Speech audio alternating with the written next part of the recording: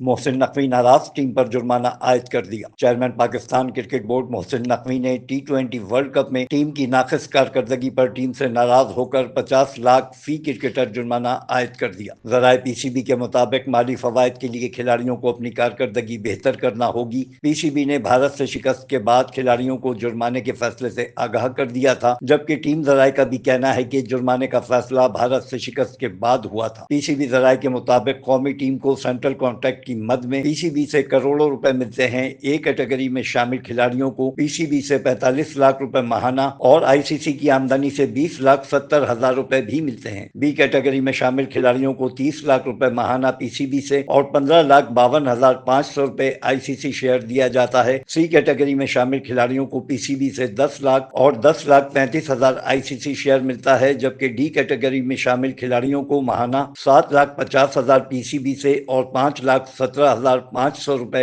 ICC share ملتا ہے، جبکہ کھلاڑیوں کو میچ فیس علیحدہ سے ادا کی جاتی ہے۔ یاد رہے PCB کے موجودہ سینٹرل کانٹریکٹ کی اے کیٹیگری میں کوئی کرکٹر شامل نہیں ہے۔ Afzal Khan, C110 news, Karachi.